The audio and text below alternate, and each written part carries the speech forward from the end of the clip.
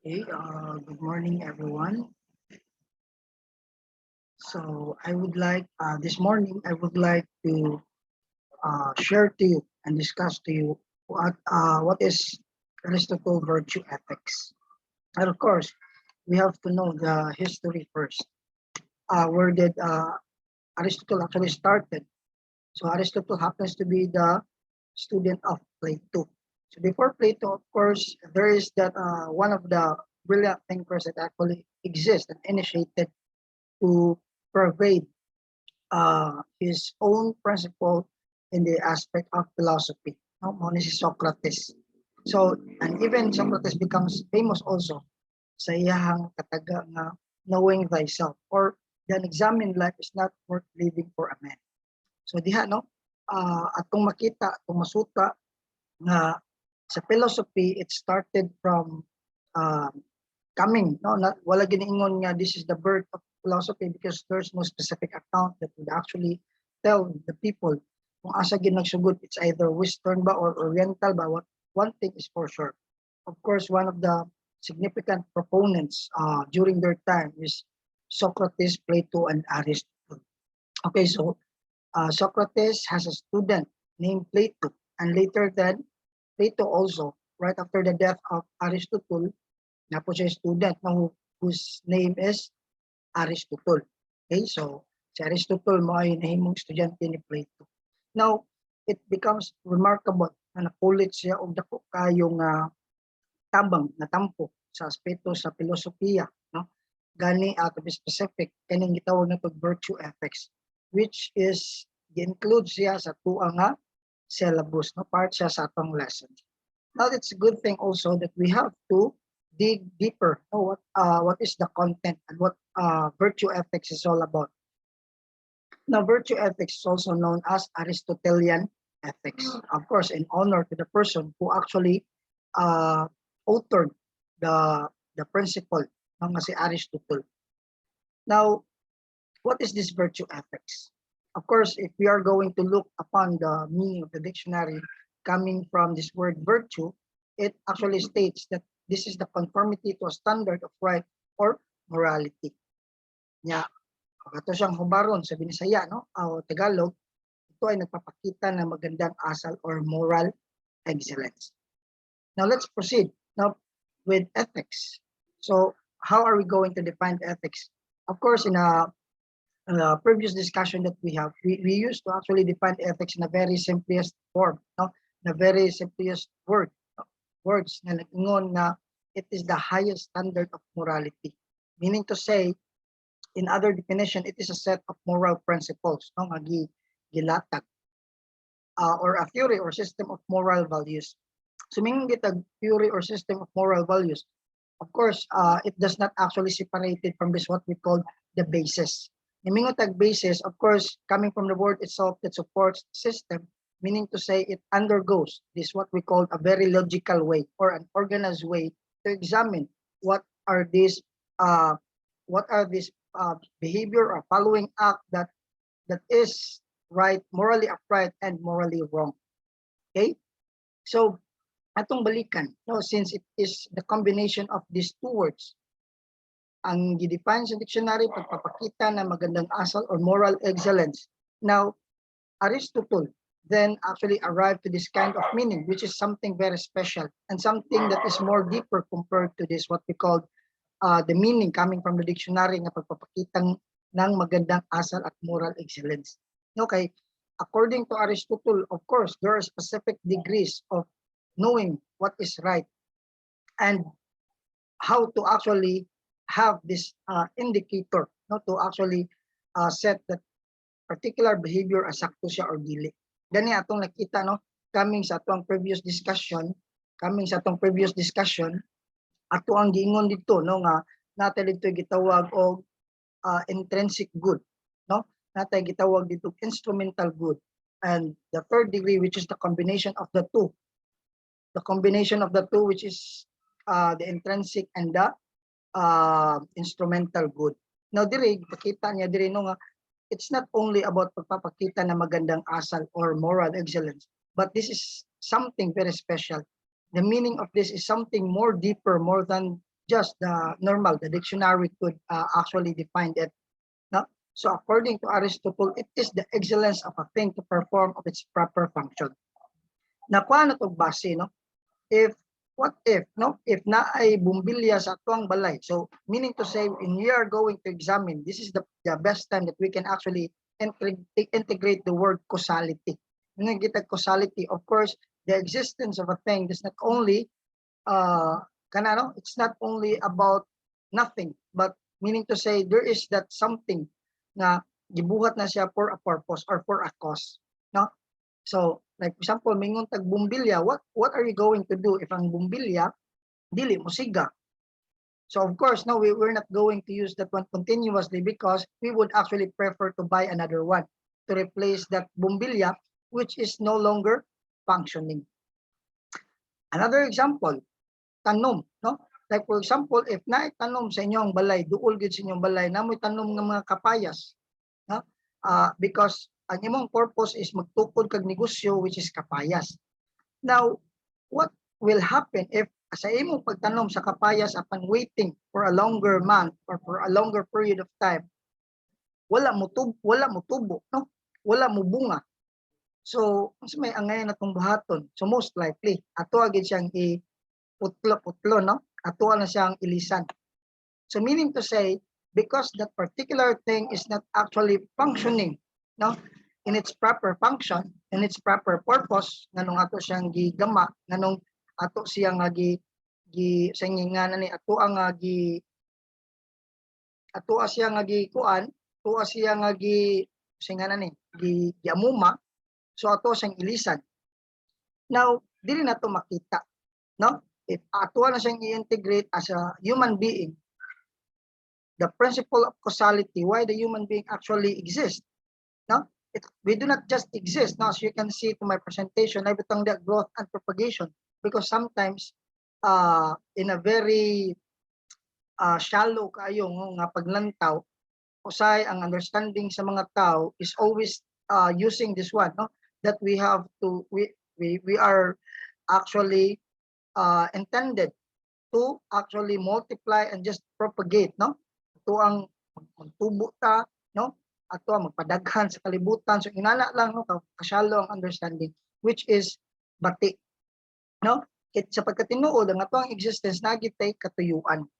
Now, live life by reason. So dili na mo sumpok ang kaning gitawag na tug teleology. Of course, everyone, no? Every creature, every creation of God has its purpose, both living and non-living, and so as the human being, no? Nakita gyud ang gitawag og the highest form among all creations. Now, dila, no, to live life by reason, unsa may ato ang associate ana? Of course, meaning to say, we have to look upon with what is the real meaning and how we are going to celebrate our life. And to celebrate our life in a very meaningful way, dila po ni nato musumpok ang kaning gitawag og virtue, no? So sa virtue, ingon dia, virtue is reason and reason is virtue, meaning to say, as a rational being that actually exists and has this highest capacity to think, or matawag na to the intellectual being among any other forms of living creature, kita may mismo gisangunan sa Dios, no? Gisangunan aron nga po mo perform tarong sa tuang particular function, no, as a human being. Now, how does it actually helps every individual to actually exercise this what we call common sense? Of course, it was actually mentioned also there that the virtue ethics or the Aristotelian ethics is a practical ethics, meaning to say we can only exercise our common sense by means of putting everything into practice, no? Okay, like for example, if we will be performing, or we will fail to perform, no, I'm sorry with the word, if we fail to perform, of course we cannot actually discriminate, no, we cannot actually distinguish with unsay what's going on, no, unsay sakto, unsay sayop. So with that is normal. If the human being actually use his common sense in the way of practice, and that is something that is looking forward towards perfection. Di ba? Pareha na to sa una, sa bata pa ta, we used to count numbers. And as life goes on and on, of course, the questions about mathematics becomes more complicated. Yeah, sometimes nag-complicate na siya. Of course, it is still important for us to have that positive regard to this what we call fundamental. And diha, of course, that is for the aim towards perfection. So karon, we know how to solve mathematics. We know how to multiply. We know how to divide, subtract, and addition, which is the fundamental. So ingon ana pod no, ang atuang paggamit, ang atuang purpose. Now, since we achieved that one, of course, later we're going to proceed with this what we call virtue. No? Kanus aman, no? In a matter of practice, unsa may atong makuha. So here, next we have this what we call the principle of morality can be encountered in our daily living. So diha nato no mo say sunod na aim. Yeah. Every individual can actually develop this what we call virtue. Now, upon developing this virtue, of course, it cannot be denied that it has its own matawag nato og katumbas, no? And both left and right.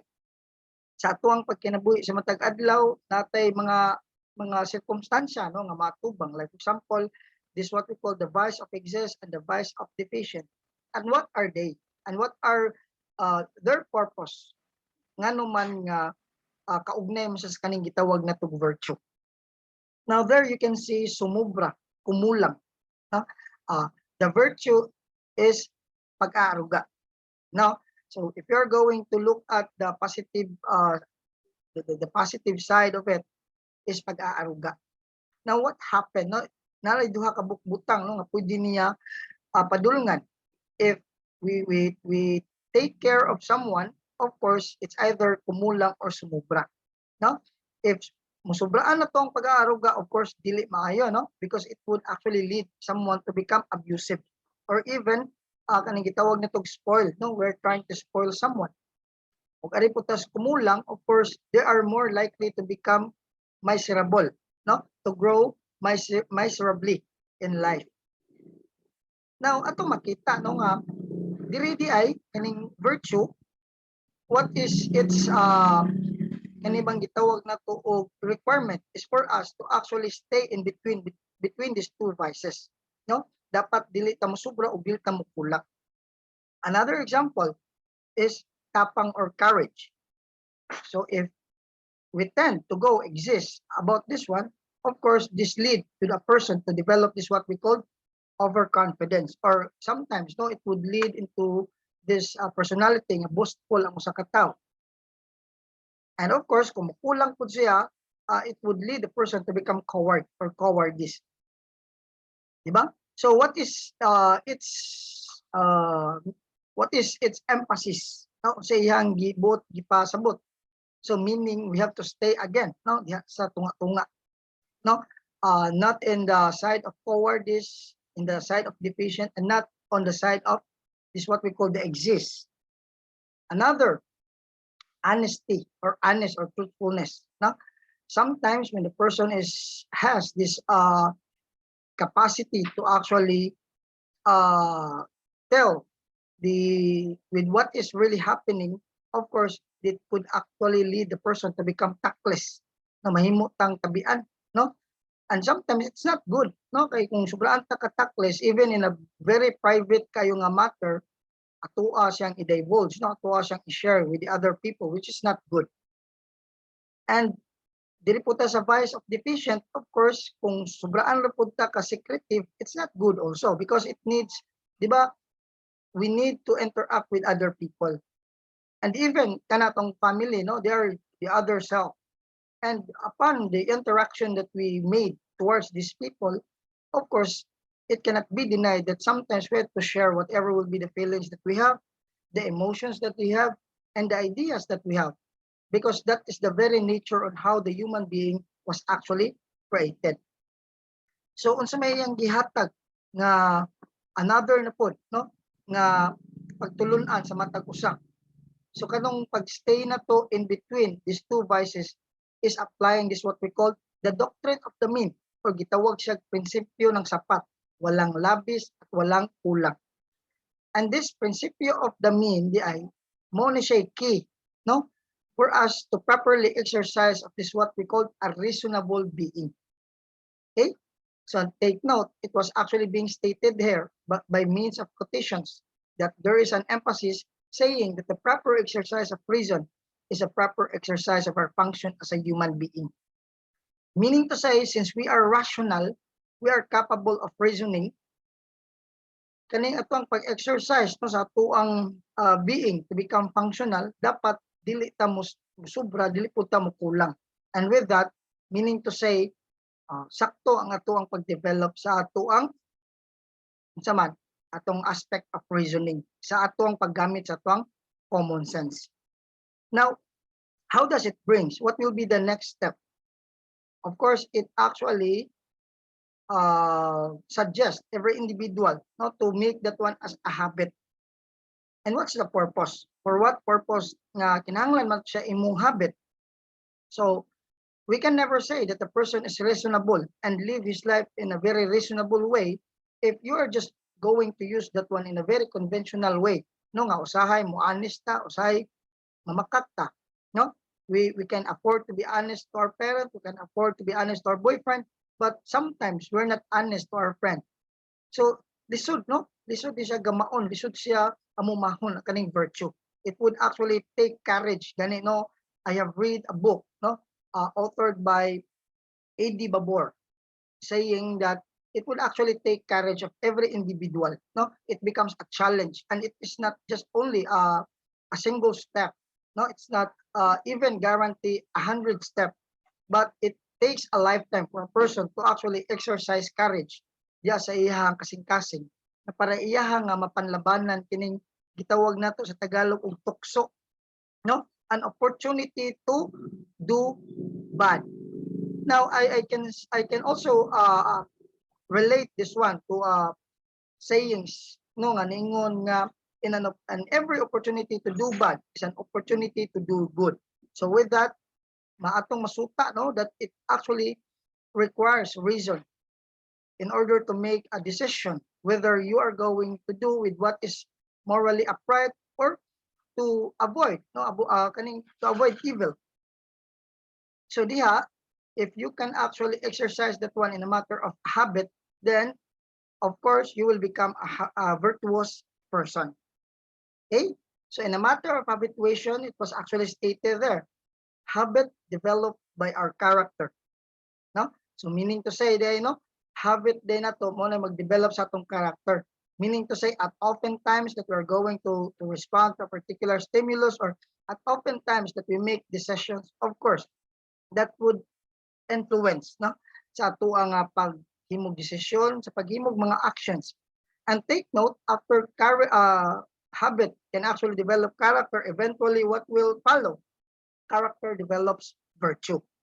So diha, if that character will be developed into virtue, then eventually, sa musunod, virtue develops the person. It will actually change the holistical aspect of the person, no? While, like, for example, ikaw sa imong pagkatao, if they have known to you nga kanang bakakon ka, no? But eventually, you have learned from that mistake and you started to pag-amuma aning gitawag na to og habit, aning virtue, kaning virtue nga pagkamatinud-anon, then with that, of course, it will develop the wholeness of who you are. And it's not only that ang mga tao rin nakakita anak, but even in yourself, you can actually feel about that one. And what does it brings to become a virtuous person? Of course, as expected, you are, or you can actually experience this what we call a virtuous life.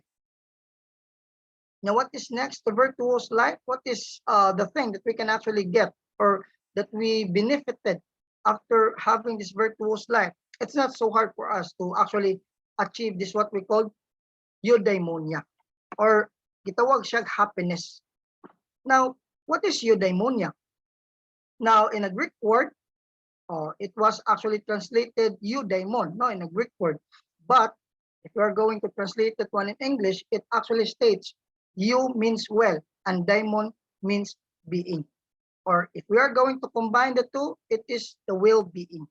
Now, how does this well-being actually associated with this what we call happiness?